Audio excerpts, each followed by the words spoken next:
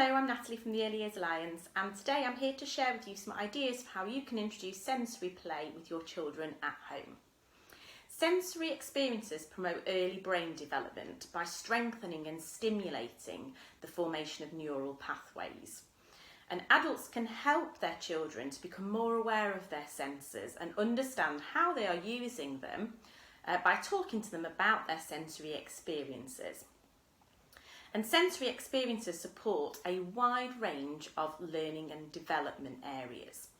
For example, they can support your children's vocabulary, so particularly around descriptive and expressive language, the main sort of language that we would use when we're talking about those sensory experiences with our children and encouraging them to talk about their own experiences when they're at that appropriate age and stage. It can help our children to have an awareness of sensory extremes, so to understand the differences between hot and cold, for example, or rough and smooth, so they get that awareness of the different types of sensory experience that they can have. They can learn early mathematical concepts, so we can introduce materials alongside that sensory experience that can allow them to experience things like shape and measure and capacity and explore those different mathematical concepts. They can also learn early scientific concepts, things like the properties of materials, so they get that awareness of the difference between water and ice, and that once the ice has melted, we can't turn it back into ice again without the support of the freezer, so they will understand that once it's water in their tray, it's going to stay that way. They also learn things like the irreversible nature of mixing ingredients, so when they are in that process with you of making those sensory materials, they can understand that as they put those ingredients together, that we can't then separate those ingredients back out, which are building those foundations for those early scientific concepts. It can support them with their fine motor skills, so we can provide them with tools to work with when they're in their sensory play, but also manipulating materials with their fingers will support the building of the small muscles in their hands and fingers, which then support them with those early writing skills. They can also develop their gross motor skills. For example, a sensory experience of maybe collecting and throwing autumn leaves outdoors. A really simple one, but that's going to give some gross motor support as well. It can support them with their hand-eye coordination and their decision-making skills. And it can also support them to develop those observation, problem solving and reasoning skills. So such a wide area of different things that are supporting our children when they are having those early sensory experiences. So I'm going to show you a couple of really simple sensory materials that you can make at home and give you some tips and ideas for how you can present those to your children to support some of those different areas that I've just mentioned. So the first one, I'm going to show you how to make moon sand, which is a really great substitute for ordinary play sand. So if you don't have any play sand at home, you can make this material, and it has really similar properties, so your children can play with it in a very similar way to how they would play with ordinary play sand. But the benefit of moon sand is it actually tastes safe, so it's made from things that are safe to eat. We wouldn't encourage a baby to eat lots and lots of them, but if they pop a little bit of this into their mouths, it isn't going to be a problem. It isn't going to be something that we need to worry about. So there's a little added bonus there, particularly as a baby or a younger toddler sensory experience.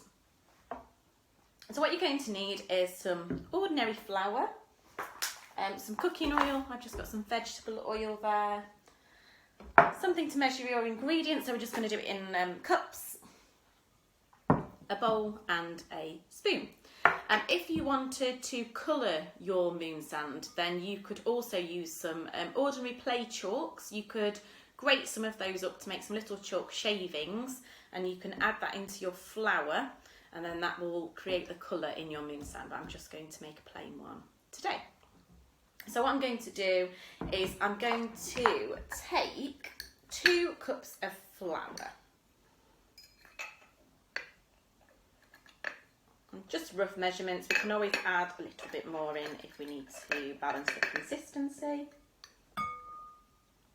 So I've got my 2 cups of flour in there. And I'm going to add to that about 1/4 cup of oil initially. Like I say, I can add a little bit more if the texture isn't quite as I want it. I'd rather put less in than too much. So I'm going to put roughly 1/4 of my cup of oil into my flour, and then I'm just going to mix it. Now, this is a great opportunity for a toddler or a slightly older child to get involved in this process. As you can see, as I'm mixing it, that would be providing some lovely gross motor work in those muscles in that upper arm there and their back as they are mixing this material. So you can see it's already starting to come together a little bit like a crumble texture. So I'm just going to keep mixing it a little bit more. And what you'll get to is this texture that is like a really fine sand, a lovely white sand texture. And then what I can do is I can tip it out into my sensory tray. Now I've got a small gardening tray, which becomes a really lovely sensory play tray. You could just tip this straight out onto maybe a play mat, like a white clean play mat, something like that. You could just have it in the middle of there, or you could have it in a tough tray or just any tray box. Those quite big storage boxes that you can use to store things underneath your bed.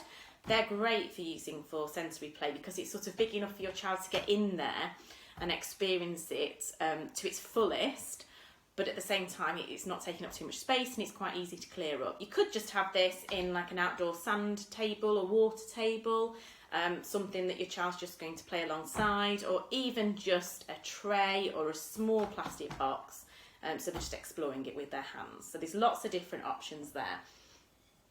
So as you can see, my sort of mixture that I've got here, if I now turn this out into my tray,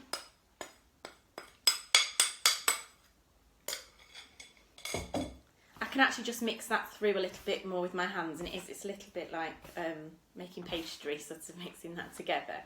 And what you can see is I've got this really fine texture, and it's not just like the flour by itself, it's got that oil in there which makes it a little bit more malleable. And what we can do with that is actually it will hold shape. So as you can see, you can actually make balls and it will stay in its little ball. If you had some little pots, you could almost use it like sand and make little sand castles. We can squish and scoop it together and use some, just have a child's cutlery set, some child safe knives, and they can do some cutting and chopping with that material. And as you can see, it sort of stays together as I'm doing that. So we could do some chopping. We could introduce something like some little cutters, so we could squish it together and use it a little bit like a Play-Doh, and we could cut some shapes out of there, and it sort of does hold its form quite well. So really lovely texture, it's really silky smooth, and you can use that language with your child and you can say, what does it feel like? Is it smooth or is it rough? Can you squish it together? Can you squeeze it? Can you crumble it? Can you sprinkle? So we're trying to get as much different vocabulary in there as we can as our children are exploring this material. And as I've mentioned, if they do pop a little bit of this into their mouth, it's just flour and oil, so it's not going to be something toxic. We don't need to sort of worry about that as much as we would if they were putting something like the actual play sand into their mouths. Bare feet in here, what a lovely sensory experience to have them walk on this and use their feet to make little footprints and see what it feels like when it's between their toes. So really allowing them to explore with their whole bodies is going to boost those benefits. You know, have your baby sitting in this and you can play with it together and let them explore that texture. So it's a really lovely, simple play material, and as you can see, there's quite a decent quantity there just from that amount that I used, just 2 cups of flour. You could make a lot more if you wanted it to be more like a sandpit experience, but there's not that much there. If you put this into an airtight tub, it will keep for a couple of days, should be absolutely fine for you to get that out and play with that again. So lovely little sensory material there. Getting outdoors and playing with this in the garden is also a lovely thing to do, and again, we're not using anything that's toxic for the environment, so there's nothing there that we're going to need to worry about if a little bit gets spilt. So our moon sand, your first sensory material.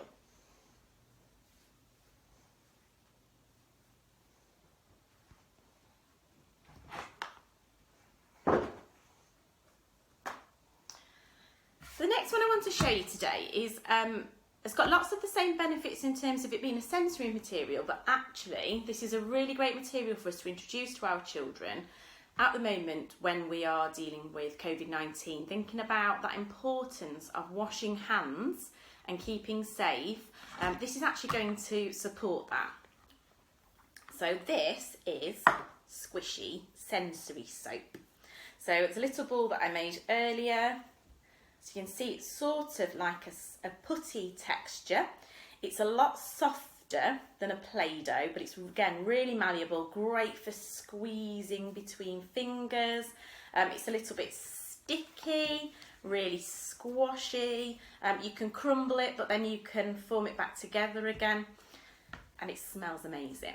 And what this is made from is ordinary corn flour, so just like a thickening agent that you find in the baking aisle. I think this box is like 75 pence, I think, for this box, so it's relatively inexpensive. And what I've mixed with that is some ordinary hand soap. So I've used an antibacterial hand soap and mixed it with the corn flour. I've mixed it at a ratio, I used my cup measure again, so I used 1 cup and then 3 tablespoons of the liquid soap and 1 tablespoon of the cooking oil, and that's what achieved this texture. Now you can play around with those textures. If you put more soap in, it will be more like a slime, so that might be a quite interesting texture for your child to experience. If you put a little bit less soap in, it will be less sticky and maybe more of a crumbly texture, a little bit more like the moon sand. The added benefit of this is that we can use it actually to clean our children's hands and to encourage them and support them with that really important hand washing. They can play with it just as a sensory dry material, so they can play with it in this state, and we could introduce all of those same sensory tools that we had before. So we could use our knives to cut and chop this lovely sensory soap. I've got some large buttons. We could use those to make some impressions in there. Just be careful with small loose parts with younger children. Make sure that you're supervising so there's not a choking risk there. So we can squish our buttons into it and make some shapes. We could add some natural sensory materials, so things like pine cones and wood slicers, to see what textures and patterns we can make in our squishy soap. Another great one for fine motor is introducing some child-safe scissors and actually getting them to chop and cut their sensory materials with the scissors is going to be really great for practicing those scissor skills, and sometimes a little bit easier than cutting a sheet of paper because they don't have to be quite as accurate with their angles. So it's great when they're just learning to use scissors to introduce those into our sensory play. What we can also do with this though is we can introduce it to our water play. So if you were to take a small piece of your sensory soap, your homemade sensory soap, it just becomes like a bar of soap. So actually, if your child was to rub that between wet hands under running water, it would act just like an ordinary bar of soap, but it's not quite as slippery. It's not going to slip out of their hands as they're doing that, and it just kind of dissolves away and becomes like soap. So if you were playing in a nice water table outside, you could introduce some of this on the side, and the children could break small pieces off themselves, lather it up as the soap, create some bubbles, and actually use it in a different way. And we know that they're having that lovely safe experience of washing their hands, which we need to be encouraging our children to do whenever we're leaving the house and coming back again at the moment. This could be something that you get out. Maybe you've been out for a walk to the park, a trip out, come back, right, we need to wash our hands, make sure we're being nice and safe when we're coming back into the house. Regular hand washing is so important right now. Let's go to the sink and get a little bit of our squishy soap. Ooh, can you wash your hands with your little bit of squishy soap? Great way of just engaging them in that necessary activity, but making it a little bit more fun. And it just feels so silky, and it is really, really satisfying sensory experience. So we've got all of that fine motor there. We can introduce the language, so they're getting that vocabulary. We've got that hand-eye coordination and all of those problem solving and observational skills going in there as well. As you can see, it's just left a little bit on my surface here, but if I were to just get an ordinary cloth and wipe that, of course, because it's soap based, it does just clean that surface and it just comes straight off. So sensory squishy soap, really simple one. I added a little bit of food colour in there. You can see it's got a slight pink colour. I just put a couple of drops, not very much at all because you don't want it to be a colour transfer onto your hands. Just a couple of drops of food colouring in there. You can make it whatever colour you like. You could divide your mixture once you've made your batch and add a little bit of food colouring into each one, so you've got lots of different colours, and maybe challenge them to marble them or mix them together. So we're adding a little bit of colour recognition work there, and it's going to really extend that vocabulary. So that's our squishy soap. And then a slight variation on this one, which makes it slightly different texture, and again it's using the same corn flour. So I used about a cup of corn flour, and what I added to that was baby lotion. So instead of the liquid soap, 3 tablespoons of baby lotion, and what that gives us again is something that is a different texture of sensory experience. It's very soft and silky. It's not as sticky as the soap one. It's got a drier texture to it, but again it's very malleable. We could use it in a similar way to a Play-Doh as a modelling material. We could cut shapes out of this, and we can squish it, we can bend it, we can break it, we can chop it. So all of those same sorts of things that we can do. It's just offering up different texture. And again, I just used a little bit of purple food colouring in that one to give it a little bit of colour. When you put your colouring in, you do have to sort of knead it a little bit to get the colour through and squish it. It'll be quite sticky when you first add your your baby lotion to your corn flour. So if you're doing it in a bowl, it will be quite sticky. Give it a really good stir, turn it out onto your surface and just really knead it. And the more that you manipulate it, the drier and less sticky this one gets. So it will form a really nice ball. A great advantage for the adult for this one, my hands have been extremely dry from using lots and lots of hand sanitizer gels when I'm out and about. Really dries the skin. Actually, playing and making these sensory materials that are full of baby lotions are really great for moisturising your hands. So just a little added bonus there for the adults involved in this activity. As you can see, I can really just sort of squish it and manipulate it. I've got an old cork here. That's a brilliant one for just pressing into the material to make those shapes. So lots of different sensory materials that can support that learning and development. If you'd like any other ideas for how you can support your child's learning and development, then you can go to the website, which is www.familycorner.co.uk, or you can head across to the Early Years Alliance YouTube channel to see some more videos with ideas, tips and support.